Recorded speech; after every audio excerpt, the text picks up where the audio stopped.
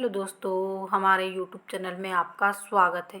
शिक्षा विभाग से जुड़ी हुई कोई भी जानकारी होती है तो हम आप तक सबसे पहले पहुंचाने का प्रयास करते हैं। देखिए, यहाँ पर विभाग ने एक लिस्ट डाली है जिसमें अपात्र होने का कारण बताया है, क्योंकि आपका वर्ग 2 में डॉक्यूमेंट्स वेरिफिकेशन का काम चल रहा है, जिससे आप दस्तावेज अपलोड करवाते समय इन चीज़ों से बचें। सबसे पहले क्या है, अगर ये चीज़ें आपकी नहीं होंगी या ये कारण रहेंगे तो आप दस्तावेज सत्यापन तो करवा लेंगे, लेकिन आपको ज्वाइनिंग नहीं मिलेगी। पहले तो आप दस्तावेज सत्यापन में ही बाहर हो जाएंगे। अगर दस्तावेज सत्यापन जैसे तैसे हो भी गया तो आपको ज्वाइनिंग नहीं दी जाएगी। तो सबसे पहला कारण क्या है, आयु कम होना। अगर अभ्यर्थी की आयु जो निर्धारित आयु की गई है उससे कम है तो विभाग इन अभ्यर्थियों को भी ज्वाइनिंग नहीं देगा। दूसरा कारण क्या है, आयु अधिक होना। जैसे कि पात्रता परीक्षा और चयन परीक्षा करवाते करवाते विभाग को बहुत अधिक समय लगा। इस समय बहुत सारे अभ्यर्थी भर्ती प्रक्रिया से बाहर हो गए या फिर कहिए तो ओवर एज हो गए, इसीलिए ये अधिक आयु के हो गए हैं। तो इनको भी बाहर किया जा सकता है, यानी इसमें लिखा हुआ है वो हम बता रहे हैं आपको कि अधिक आयु भी कारण रहेगा। आयु संबंधी या आयु संबंधी दस्तावेज प्रस्तुत नहीं कर पाना, यानी जो आयु संबंधी छूट है, आपको जो छूट मिली है आयु से संबंधित, वो दस्तावेज प्रस्तुत ना कर पाना। जैसे मान लीजिए कोई अभ्यर्थी हैं, उन्होंने किसी कैटेगरी वाइज से फॉर्म भरा है और उनको आयु सीमा में छूट मिली है, लेकिन अगर वो उस कैटेगरी का प्रमाण पत्र ही प्रस्तुत ना कर पाए, जैसे अदर स्टेट के हो गए, वो अगर अपने स्टेट का प्रमाण पत्र लगाते हैं तो वो भी भर्ती प्रक्रिया से बाहर होंगे, क्योंकि यहाँ पर अदर स्टेट का जो कैटेगरी सर्टिफिकेट है वो नहीं चलेगा। केवल अपने स्टेट का कैटेगरी सर्टिफिकेट मान्य होगा और उनको फिर आयु सीमा में छूट मान्य नहीं होगी। ऐसे अभ्यर्थी भी भर्ती प्रक्रिया से बाहर कर दिए जाएंगे। पात्रता परीक्षा और चयन परीक्षा का विषय पृथक पृथक होना, यानी आपने पात्रता परीक्षा जैसे किसी ने साइंस से दे दी और चयन परीक्षा आपकी हिंदी से दे दी, या फिर चयन परीक्षा उन्होंने क्या की, हिंदी से दे दी और यहाँ पर पात्रता परीक्षा इंग्लिश से दे दी। कुछ भी सब्जेक्ट जो कॉम्बिनेशन का गड़बड़ किया है उन लोगों को भी भर्ती प्रक्रिया से बाहर किया जाएगा। या फिर आपका ऐसे हैं जैसे कि बहुत से अभ्यर्थी क्या करते हैं, उनका फाउंडेशन में इंग्लिश होता है लेकिन वो इस चीज़ को समझते नहीं हैं और वो पात्रता और चयन परीक्षा दोनों ही इंग्लिश से दे देते हैं। बाद में उनका जो इंग्लिश साहित्य होना चाहिए वो ना होने के कारण भी भर्ती प्रक्रिया से वो बाहर कर दिए जाते हैं। या फिर हिंदी साहित्य में इस प्रकार, जैसे कि हिंदी वाले अभ्यर्थी क्या करते हैं, आपका जैसे बीए बीएससी ग्रेजुएशन किया, उसमें एक फाउंडेशन कोर्स में हिंदी आता है, वो आप पढ़ते हैं तो वो उस हिंदी से ही पेपर दे देते हैं। जबकि यहाँ पर अगर आप हिंदी से पेपर देते हैं तो आपको हिंदी साहित्य से जो बीए है वो होना ज़रूरी रहेगा। तो इस प्रकार के अभ्यर्थी भी भर्ती प्रक्रिया से बाहर कर दिए जाएंगे। निर्धारित शैक्षिक योग्यता आधारित नहीं करना अथवा योग्यता में मूल दस्तावेज प्रस्तुत नहीं कर पाना, यानी अभी तक आप लोगों ने ग्रेजुएशन नहीं किया हुआ है और आपने पहले से एग्ज़ाम दे दिया, यानी कि फर्स्ट ईयर या सेकेंड ईयर में थे, और या फिर आपकी एटीकेटी लग गई तो अभी तक भी आपकी डिग्री कंप्लीट नहीं हुई, तो भी आप भर्ती प्रक्रिया से बाहर हो जाएंगे। और दूसरी बात इसमें क्या है, प्रथम वर्ष वालों को मौका नहीं दिया गया, अंतिम वर्ष वालों को दिया गया है। योग्यता में मूल दस्तावेज प्रस्तुत ना कर पाना, यानी जो आपकी डिग्री है वो अभी तक भी, जैसे किसी की गुम गई, किसी की कहीं भी छूट गई या फिर कुछ भी प्रॉब्लम से उनके पास अभी वो अंक सूची उपलब्ध ना होना, जिसके कारण देखिए कल भी हमने आपको बताया था कि बहुत सारे अभ्यर्थी क्यों बाहर हो रहे हैं, कि उनकी अभी तक उनके पास अंक सूची उपलब्ध नहीं है और उन्होंने ये सोचा था कि हमारे पास आ जाएगी, उन्होंने फॉर्म भर दिया, अब उनकी सूची उपलब्ध नहीं हुई या अंक सूची उपलब्ध नहीं हुई तो वो भर्ती प्रक्रिया से बाहर कर दिए जाएंगे। तो यानी आप दूसरे स्टेट के हैं, जैसे मान लीजिए वहाँ पर क्या होता है, अंक सूची मिलने में समय लग जाता है, या फिर आप मध्य प्रदेश के अभ्यर्थी भी हैं तो आपके जो दस्तावेज हैं वो कंप्लीट ना होना, यानी अभी तक आपको किसी भी विषय की अंक सूची छूट जाना या सेमेस्टर की सूची छूट जाना, अंक सूची, तो भी बाहर कर दिए जाएंगे। निर्धारित प्रशिक्षण या व्यावसायिक योग्यता धारित नहीं करना अथवा इन योग्यताओं के मूल दस्तावेज प्रस्तुत ना करना। अगर आपने अभी तक भी जो आपकी यानी बीएड या डीएड है उसकी डिग्री कंप्लीट नहीं की, उसमें एटीकेटी लग गई है या फिर आप 1 साल पूरा आपका रह गया है, तो भी आप भर्ती प्रक्रिया से बाहर कर दिए जाएंगे।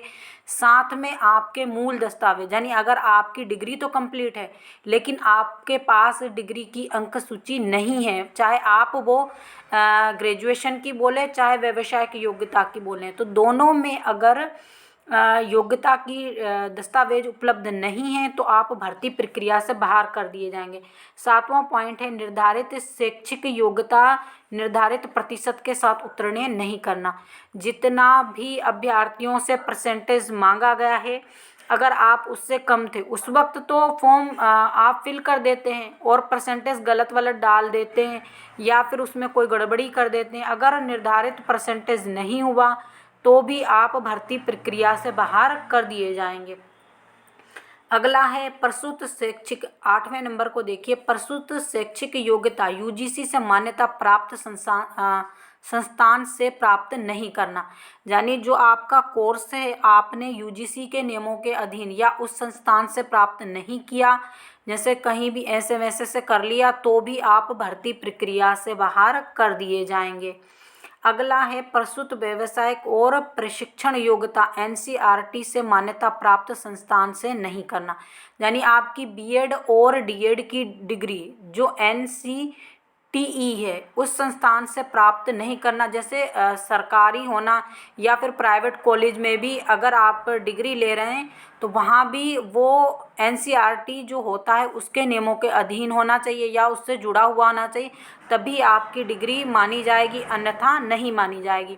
10वें नंबर का है अनुसूचित जाति, अनुसूचित जनजाति, अन्य पिछड़ा वर्ग ईडब्ल्यूएस का सर्टिफिकेट समय पर उपलब्ध नहीं होना। देखिए ईडब्ल्यूएस वालों के साथ तो ऐसा होता है क्योंकि इनका प्रमाण पत्र निरस्त हो जाता है, बाद में समय से बन नहीं पाता है, तो ये भर्ती प्रक्रिया से बाहर हो जाते हैं।